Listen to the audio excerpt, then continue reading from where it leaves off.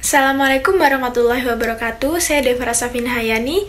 Saya berasal dari Universitas Negeri Malang dari program studi Pendidikan Bahasa Sastra Indonesia dan Daerah dengan NIM 210211602802. Di sini saya akan menerangkan tentang tema yaitu sastrawan dan pembaca, lebih tepatnya pada subtema pembaca karya sastra. Langsung aja yuk kita simak videonya. Derai-derai cemara.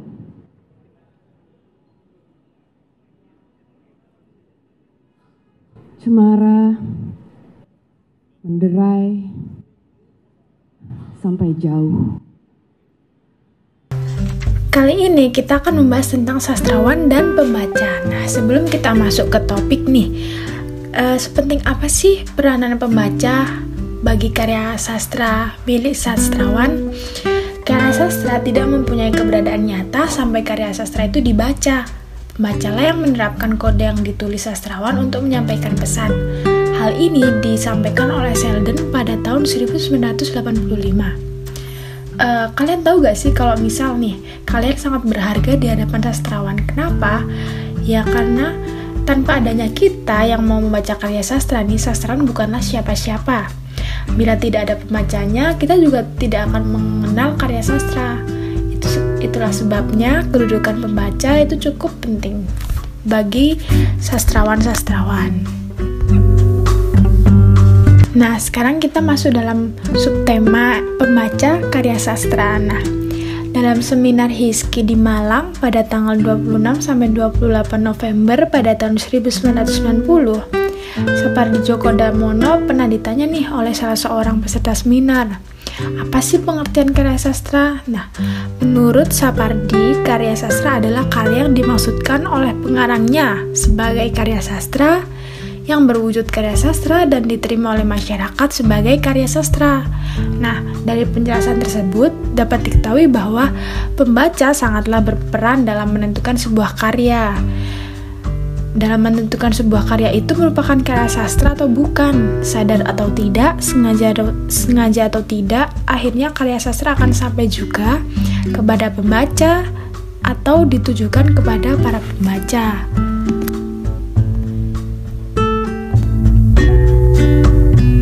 Menurut pandangan beberapa ahli, sebagai sebuah keutuhan komunikasi sastrawan, karya sastra, dan pembaca, maka pada hakikatnya karya yang tidak sampai ke tangan pembacanya bukanlah karya sastra. Hal ini disampaikan oleh Siswanto dan Rukan pada tahun 1991 atau 1992 pada halaman ke-30. Demikian juga yang disampaikan oleh Selden pada tahun 1985 di halaman 106-107, yaitu karya sastra tidak mempunyai keberadaan yang nyata sampai karya sastra itu dibaca. Pembacalah yang menerapkan kode yang ditulis sastrawan untuk menyampaikan pesan. Horatius dalam Ars Poetica pada tahun 14 sebelum Masehi menyatakan bahwa tujuan penyair ialah berguna untuk memberi nikmat ataupun sekaligus mengatakan hal-hal yang enak dan berfaedah untuk kehidupan. Horatius menggabungkan kata utile dan dulce yang bermanfaat dan yang enak secara bersama-sama. Dari pendapatnya, inilah awal pendekatan pragmatik. Pendekatan pragmatik apa sih? Jadi pendekatan pragmatik ini adalah bidang kajian sastra yang menitik beratkan kajiannya terhadap peran pembaca. Muncul nih persoalan yang berkaitan dengan masalah pembaca. Apa yang dilakukan pembaca dengan karya sastra? Apa yang dilakukan karya sastra dengan pembacanya? Apakah tugas dan batas kemungkinan pembaca sebagai pemberi makna? Hal itu disampaikan oleh Teu pada tahun 1984. Nah, dari pendekatan pragmatik kita mengenal resepsi sastra. Apa sih resepsi sastra itu? Resepsi sastra adalah kajian yang mempelajari bagaimana pembaca memberikan makna terhadap karya sastra yang dibacanya, sehingga dapat memberikan reaksi atau tanggapan terhadapnya, baik tanggapan pasif maupun aktif. Pentingnya peranan pembaca dalam memberikan arti terhadap karya sastra dapat dilihat pada kenyataan bahwa karya yang sama akan dimaknai secara berbeda oleh pembaca yang berbeda. Hal ini dikemukakan oleh Junus pada tahun 1985. Contohnya nih, di sebuah kelas seluruh siswa diminta untuk membaca puisi.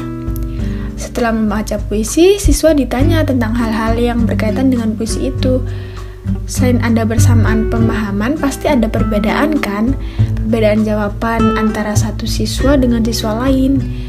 Nah, dalam bidang kritik, Damono pada tahun 1983 menyatakan 2 orang kritikus tidak mungkin menghasilkan kritik-kritik yang persis sama meskipun mereka telah bertemu dengan sajak yang sama. Nah, itu tadi adalah video materi tentang pembaca karya sastra yang dapat saya sampaikan. Semoga informasi yang saya berikan dapat bermanfaat bagi kita semua. Mohon maaf apabila ada salah kata dan perbuatan baik disengaja ataupun tidak. Sekian dari saya. Wassalamualaikum warahmatullahi wabarakatuh.